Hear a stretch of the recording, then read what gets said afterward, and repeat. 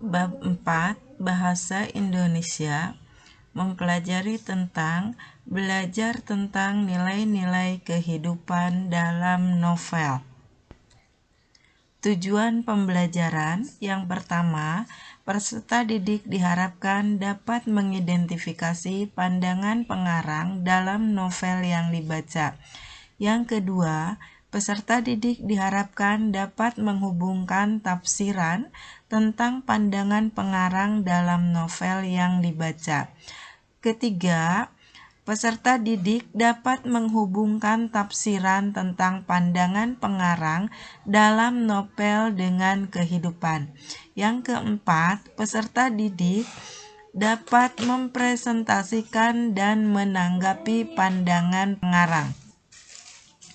Pada bab ini, kita akan mempelajari A. Pengertian ciri-ciri dan jenis novel, B. Pandangan pengarang terhadap kehidupan dalam novel, C.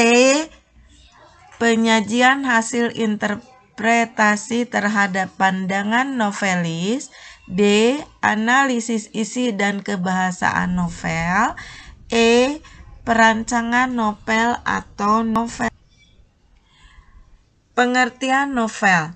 Novel adalah karya fiksi prosa yang ditulis secara naratif, biasanya dalam bentuk cerita. Cerita dalam novel bersifat imajiner. Ciri-ciri novel sebagai berikut. A. Memiliki lebih dari satu alur dan berkembang. B. Banyak tokoh dan memiliki lebih dari satu karakter. C. Tema lebih kompleks. D. Latar bergerak.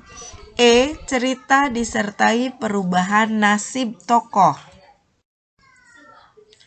Novel merupakan teks fiksi yang menceritakan kehidupan panjang satu atau beberapa orang tokoh dengan berbagai masalah di dalamnya. Novel menyajikan kisah lika-liku kehidupan tokoh, mulai dari awal kehidupannya, dari anak-anak atau remaja hingga dewasa. Jenis-jenis novel.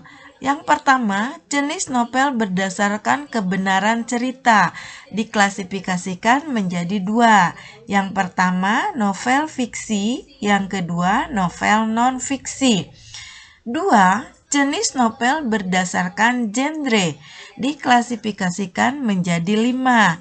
Yang pertama, romance. Yang kedua, fiksi ilmiah. Yang ketiga, horor. Yang keempat, komedi. Yang kelima, inspiratif. Yang ketiga, jenis novel berdasarkan isi dan tokoh diklasifikasikan menjadi 4. Yang pertama, teen lead. Yang kedua, chick lead. Yang ketiga, song lead. Yang keempat, novel debut. B. Pandangan pengarang terhadap kehidupan dalam novel. Pengertian pandangan pengarang dalam novel dan penafsiran pandangan pengarang dalam. Pandangan atau penafsiran adalah bagian dari suatu penggambaran informasi yang diubah untuk menyesuaikan dengan suatu kumpulan simbol spesifik. Yang kedua, seorang pengarang menciptakan novel dalam konteks tertentu. Cerita yang dilukiskan di dalamnya bersumber dari rakyat imajiner yang dikehendaki. Langkah-langkah menafsirkan pandangan pengarang terhadap kehidupan novel sebagai berikut. A. Membaca keseluruhan isi novel. B.